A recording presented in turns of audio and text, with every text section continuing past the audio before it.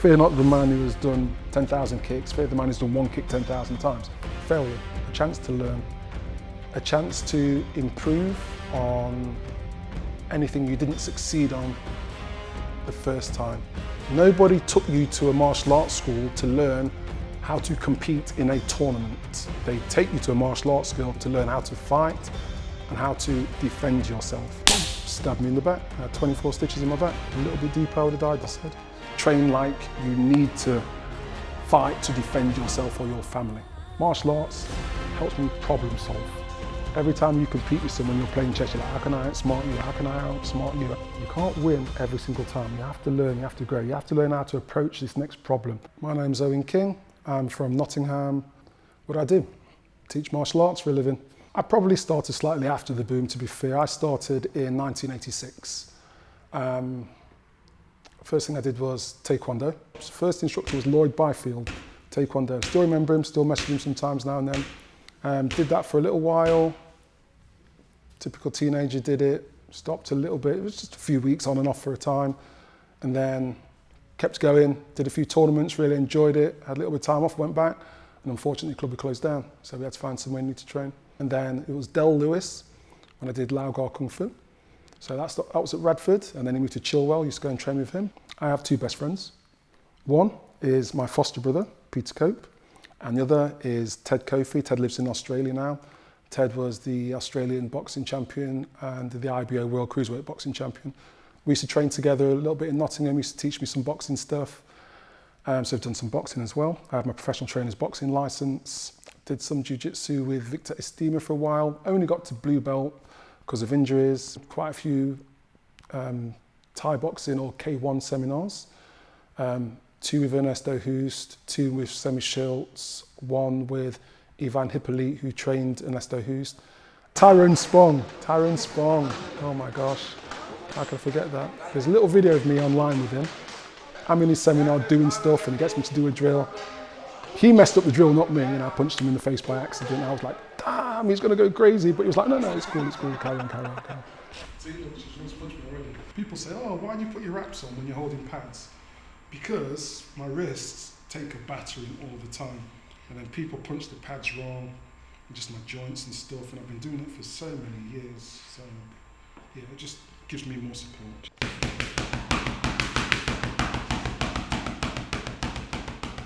When I was up and coming, people used to be like, oh, you're never going to win. I wanted to win my first tournament as a coloured belt. Not a black belt, not a British Championships, just my first tournament. And people are like, oh, you're not going to do that, you're not going to do that. And I was like, oh, I want to be British champion as a coloured belt, as a junior grade. And the people, not martial artists, just other people that I knew were like, what makes you think you can do that? You can't do that. But they say, don't ask a plumber how to do your electrics. Don't tell a school teacher you want to be an actor, because a school teacher is a school teacher, an actor is an actor. You want to be an actor, go and speak to an actor. And people have always said, oh, but you're not going to do that, you're not going to do this, you're not going to do that. And if I listened to them, I wouldn't have done any of it. But if you tell me I can't do something, as long as I want to do it and I know it's achievable, what you say doesn't matter. This is my goal. That's actually, it's fuel. It's fueling me to do it. So if someone around you is a bit negative or they're not treating you right, don't get bogged down by it. There's plenty of people out there that will help you, but the saying is, you can't love someone until you learn to love yourself. So if you don't respect yourself, no one else is going to respect you. And if someone doesn't respect you and you keep going back, then why are they going to respect you? If they don't respect you, just move on. Respect yourself by not being around that person. Even if it means you're going to be by yourself for a long time, look after yourself. Everything else will come into place. So you want to roll, reach out to me, roll, and then. So for me, when I first started martial arts, you walk in, nobody knows your name, nobody cares about your name. You start to believe in you when you believe in yourself and you start to put the work in yourself. When you start to achieve, people will go, oh yeah, that's my mate. I knew he was going to do this, he was always going to do that. So if you've got something you want to do, even if people aren't going to support you, and it's right, and it's legal, and it's achievable, it's not some pipe dream, put the time and effort in, go to work towards your goal. It will give you more fulfillment than working towards somebody else's goal. We've never been to Nottingham, for people who don't know about what your like childhood was like or what it was like growing up. Can you tell me a little bit about that and how that kind of influenced you to get into martial arts? Okay, so this is a bit of a weird one. Only people really close to me know this, but I'm older now, it's time to tell everyone whatever. But I was a kid that loved school and hated being at home. And not because I was really academic, I just hated being at home because I had a abusive stepdad. So people were happy for the weekends or happy for the 6 weeks holidays. I was dreading them, I hated being at home. I would get beatings for anything and everything. So, and I think, well, let's elaborate first. He used to have he was a typical old Jamaican black man that came over, met my mum, wasn't my real dad, obviously my stepdad and stuff, so. But when he used to beat us, he had his belt, he had like, it's weird, kind of like abrasive, spiky things on one side, only leather, he used to beat us with that. I say us, my sister as well, probably more so me because I was older. Been hit across the back with an iron poker, went to school, I had the marks on my back. One of my friends at school, he was the best fighter in my year, followed me home, was going to beat my dad up. I had to plead with him not to come to the house, could it have been worse. But he followed me all the way home, it's top of my street, and I was begging him, please don't. But he was big for his age, and he meant it, but yeah. What else? I've been beaten with a broomstick. You're like, yeah, okay, you get beaten with a broomstick breaks. But then when the broomstick breaks in half, and you get beaten with it until it breaks in half again, that's a beating. But I think one of the worst, I say one of the worst, is when he's I'm going to go and get the sash card. And he's like, what's a sash card? Do you know sash windows? The old sash windows? Okay, you're too young to know sash windows. Sash windows, draw more like the old Victorian style houses, and they've got this kind of like rope that's on the side. It's quite like that, it's quite thick, abrasive rope. That's what he meant when he used to beat us with the sash card. So my worst one was, it's kind of, because people don't really watch cowboy films anymore.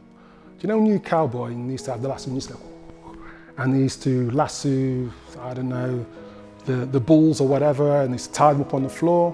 Well, that was me. Hands and feet tied together with rope and beaten.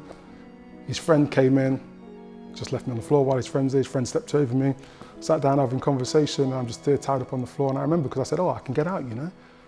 But I couldn't get out because if I did, I'd get beatings even more. You find a way to mask it and hide it. Just as you do, you find a way to mask and hide your emotions, because if I ever, once I was getting beaten and I was like, that's it, I'm not gonna cry. I'm not gonna cry. And he was beating me and I won't cry. And he's like, oh, you're man now, you think you're tough, do you? So he just beat me even harder until he hears me cry. But obviously I still tried to like hold it in, but yeah, it's just, but to answer your question, yes, I do believe it made me stronger, it made me tougher, it made me learn to handle the pain and not show as much emotion, even if I got hurt. Say, oh, now you're older and stuff, why didn't you just go and get him? It's like, he passed away. 2007, he passed away. And I'm not gonna lie, I did shed a bit of a tear, but only because it was an end of an era and it was kind of a release because everyone was free of him. I broke free of him a long time before that, but now everyone was free of him. So, but yeah, people did say, oh, why don't you go and get him? Why don't you this? Why don't you that? And I'm like, you know what? That's in the past, man. I'm not even bothered about that. He doesn't even come into my vocabulary anymore. There's nothing that he can actually do to me. There's nothing. So it didn't even matter. Of course, yeah. And I said to some of my students as well the other day, I said, you'll understand this when you get older. I said, I can forgive people because as you get older, I get less tolerant, but more understanding. So I can forgive people, but it doesn't mean I forget. Because that's why the history books are there, so we don't forget, we don't make the same mistakes. Warring countries, they're now allies, but they were warring. They haven't forgot, but they've forgiven each other. Do you know what I mean? I can forgive people, but I just don't forget what happened in the past to make sure it doesn't happen again.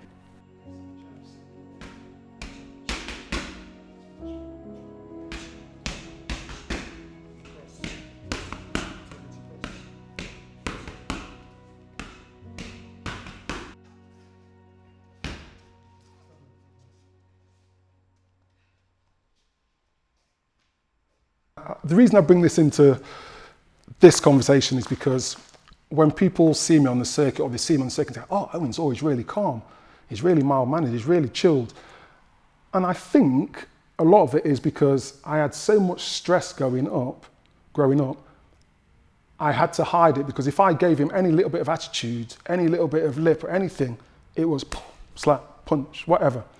So I had to kind of hide things and bottle it up and have to figure out ways to avoid getting on his bad side or avoiding the beatings and stuff. So yeah, it wasn't a good time. So as I said, I've got two best friends. One's Peter Cope and one's Ted Kofi. Peter Cope is now my foster brother because I ended up running away from home 2 weeks before Christmas, 1983, when I was 14.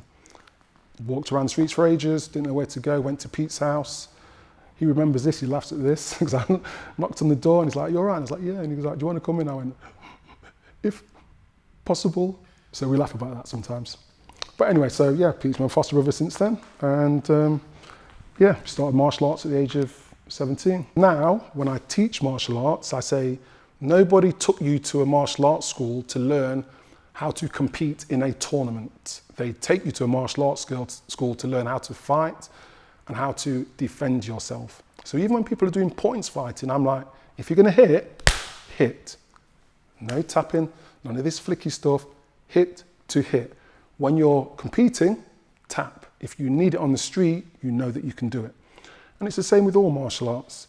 Nobody ever thought from the beginning, I'm going to take them to learn how to compete in this. Originally, they went for a reason to be able to defend themselves. So keep the arts how they should be. There's a sports side, but if you're training, train like you need to fight to defend yourself or your family. When I was 18, me and one of our friends went out, mutual friends. I paid for him to go out and stuff the week before because I had no money. We all went out together. It's fine. The week after, I remember the week after was Christmas and we were going to a friend's house and two of our friends, boyfriend and girlfriend, were arguing and this person stepped in front of them, threatened them. So one of our friends tried to break it up. So I went to break it up. Me and him got into a bit of heated exchange. He punched me, we ended up fighting. I was winning the fight, but we were friends, so I stopped. And I thought, you know what, we're friends. What's the point? And people said to me, the mistake that I made was not finishing him off. Because I could have, but I was too nice, too mild-mannered. I thought, we're supposed to be friends. Nothing's gonna happen, just stop, what's the point? But that was the mistake that I made. And it's hard, because was it a mistake? That's just me. I'm not that kind of person to like, bam, bam, finish a man when he's down. It wasn't me. I just thought, you know what, what's the point? Just leave it, we're supposed to be friends, just leave it, doesn't matter. So the next thing I heard is, Owen, look out, he's got a knife. Turned around, so a car pulled up, I didn't see this, went to the car, turned around, jumped, went to slash my face. I was like, shit. So I danced around a bit and I was like, oh, okay. So I just turned to go, started jogging off, ran after me, boom, stabbed me in the back. I had 24 stitches in my back, a little bit deeper I would have died, they said.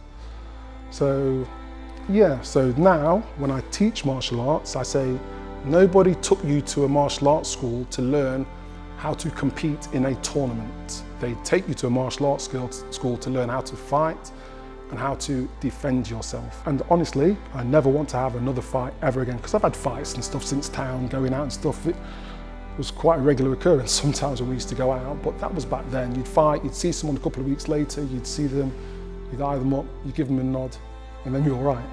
Times have changed so much, but also as well, if you have a fight now, first of all, if they fall, they hit their head, which I've known.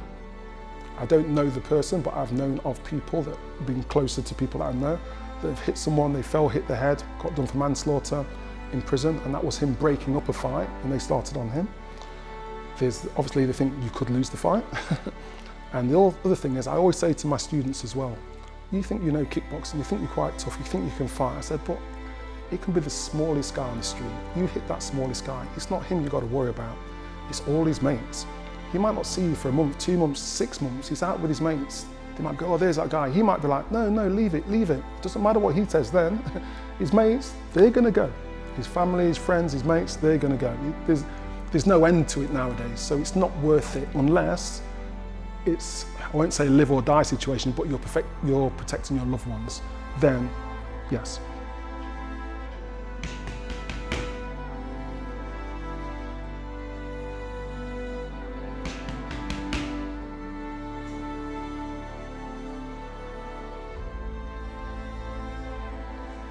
When did I actually think I was good? Okay, I'll tell you when I thought.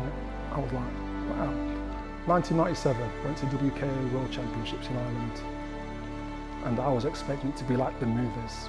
And I saw these guys out there, boom, bam, boom, boom, boom. I think it was like guy, old school martial artists from there. I mean, I think it was like Dodger de Villas on the LNI circuit. And he was like, boom, boom, boom, holding the leg up, bam, bam, bam, bam, bam. And I was like, wow. And you watch all these movies, you think everyone's going to be like that. And you go out there are some really good fighters out there. And then you see the forms, you're like, oh my God, and I'm here. And I got second, I got a silver medal at the World Championships. Wait a minute, I've just been to the WK World Championships. I got a silver medal in my first ever World Championships. I'm actually quite good at this. And then I was like, well, if I got silver at the World Championships and I'm fighting in the British Championships, these guys shouldn't be able to beat me because I'm second best in the world, so why is anyone in Britain beating me? And that's when my fighting started to really elevate from there. Martial arts helps me problem solve. So when I was competing, I didn't win at first. People used to say to me, oh, but you've always been good. And I've had that quite a few times. I thought, no. I used to think I was good. I'm going to say I was shit. I was. But I said, you've got to believe you're good. If you don't believe you're good, you're never going to be good. When I first started Taekwondo, I could side kick and I could back fist. That was it, nothing else. I remember I was fighting the tournament, he was like, he's got nothing. And I was like, he's right, but I'm not going to let him know. But he knew, and I'm like, how does he know? But obviously he was an older, wiser coach and he knew what he was looking at. So I'm like, oh, damn, how do I fill those holes? So you fill those holes and it's playing human chess. Every time you compete with someone, you're playing chess. You're like, how can I outsmart you? How can I outsmart you? How can I climb the ladder like Game of Death? Go to the next level, till I reach the top and everyone wants to try and outsmart me. You've got to try and stay ahead.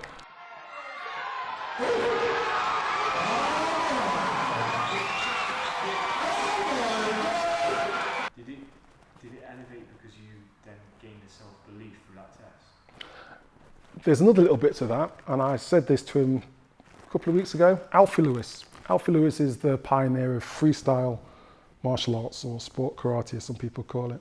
He's the main guy. There are people out there who might go, oh, I'm not sure, but he was the first one to win 5 back-to-back world championships. Every 2 years, he cleaned up. When I was up and coming, Alfie Lewis was the man. Okay, everybody, I don't care who you are, they were either looking up to him or they were like chasing him. And he was taking the WKA squad training session. And we all did all the drills and everything. We all sat in a circle. And then said, okay, who wants to spar? 2 people got up, sparred. Who wants to get up? I got up, sparred, won my spar, sat back down. Who wants to spar? 2 people got up. Who wants to get up? I got up again. Did it again, won again. 2 people got up. I think I got up the 3rd time. Did that, sat down. Now, there must have been like 50, 60 people there, probably more, I don't know. And then the 4th time he said it, I went to get up and he goes, oh, just sit down, you just want to show off. And I was like, wow, Alfie Lewis says, I want to show off. And I was like, he must think I'm good. And that was like from a 10-year reigning 5-time WAKO world champion, won this, won that. And I was like, if he thinks that I want to show off, he must think I'm good. That must mean I'm pretty good. So that gave me that self-belief in myself that I needed before I even went out there. Because I'm like, if someone like him can recognize that and tell me that in so many words, I've got to believe it myself. So I think that was really the first point of it. So. What would be your reason to get anybody to train in point fighting, start kickboxing? Okay, there could be a few reasons. If you haven't done anything before and you're new to martial arts, you don't want to go, I'm going to spar, bam, bam, boom, boom, boom, boom, boom, and be put off by it. It's safe to start with bang, one shot, stop, you all right? Yeah, okay, let's go again. Oh my God, oh. You're not used to taking the shots.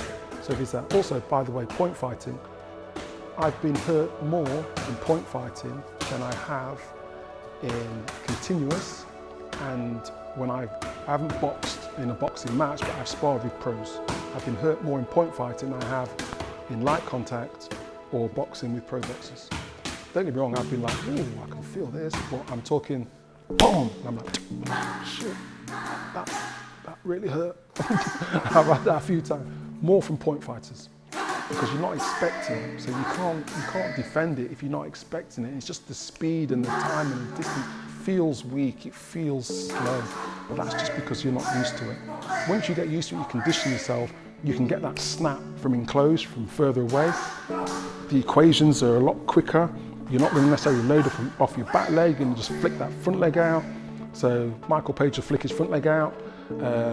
Was it Thug Rose Namajunas, who did it to Zhang Wei Li, I think it was. Lead leg round kick, knocked her out. That's a point fighting technique. You get it all the time when the people are like, boom, and they just blitz and hit that one shot. You see it all the time. Look at, okay, this is very extreme, but Raymond Daniels, 720, missed, hit the hook, the guy's on the floor like, trying to get up. Still point fighting. It's all point fighting, but at the highest level, But if you learn the basics, then you can transfer it into any sport, whether you're boxing, you can still see the openings. So for me, when I was fighting continuous, it's more like a lesser version of the full contact. Saying that, I fought British champion in full contact, in light contact, there was full contact British champion, and I fought a world full contact champion in the finals of the light contact as well, and I've beaten them both because they're loading up. And I've been back, missing, making them miss, catching them, and if they give me trouble, if I'm point fighting, I used to like right, if I was boxing or continuous, I fight left, then I managed to switch, but if I was left and they would give me trouble, I'd switch to right, and if they give me trouble, I would switch from continuous to point fighting. And that would confuse them because like, oh, it's going too fast now, what's he going to throw? And I'd throw unorthodox techniques and I would catch them. So you can mix it up with any art. I used to watch Jackie Chan films, I watched an interview with Jackie Chan was like, oh, street fight. He said street fight, it's like, 3 seconds, it's all over, it's done. And that stuck with me because, like I said to you earlier, if you get into a street fight, you're not going to be like, okay, come on then, let's go. You're going to block, you're going to elbow, you're going to knee, you're going to headbutt, whatever. It's not like that. It's going to be, what? You said what? Boom, bang, boom, bang, boom, boom, and it's done. If it's not done, you're on the floor. If you're on the floor and they've got mates are jumping in, or people are jumping in to drag you off, it's done. You haven't got time to do anything else. So for that respect, I really like point fighting because it teaches you timing, distance, speed. People that usually excel, the people that, I mean, most of the time, not all the time, because some of the talented people do get through and they do really excel, but most of the time it's the people that want it and have a reason behind their reason for training. And they're not necessarily as athletically gifted, or they don't know all the techniques. They have to train hard to get where they want to go, so they appreciate it, so they stay longer. It's not always the most talented, so if you're not that talented or you're not necessarily very good at something, it doesn't mean you shouldn't start, it just means you should start and you should stick at it, and you can become better than the people that are naturally talented, the people that are ahead of you already. If you stick at it, you will get ahead of them. It's your life. Do what is going to make you happy. If you do what's going to make someone else happy, you're never going to be happy. If someone says, you shouldn't do that, you should do this, and you do what they say, years go by, you're going to look back and go, why didn't I just do this then? Why did I do what they said? Why didn't I do what I wanted to do? If you have a goal or a plan or something you want to achieve, regardless of what other people say, go and do it. You'd be surprised how fast time flies. So you might be in that situation now, but you'll be out of it in a few years' time, and then you're going to look back. Look, I'm over 50. I won't say my exact age because I don't know when you're going to watch this. But I'm over 50. But I remember when I was 20. I remember when I was 30 and I was like, I remember when I was 35 and I was like, I remember when I was 40 and I was still fighting. I was a bit like, oh, okay, I'm a bit like, But now I'm over 50. But it still feels, I still remember it, and it was a lifetime ago, but it just seems to have gone that fast. When you're in it, it feels like it lasts forever and it's going to last forever. But I look back now and I'm like I said, I'm over 50 and I'm like, I still remember what I told you about in 1983. And that was like, it's a lifetime ago. It goes. So just don't go off the rails. Just stay focused, find something you enjoy, and just, well, if you're training, if you can get to train in martial arts, that'll be a good focus for you. It will help you to channel. It will help you to develop your confidence, some discipline. It will just make you mentally stronger as a person. Fight Training Online Academy, take a look, if you like it.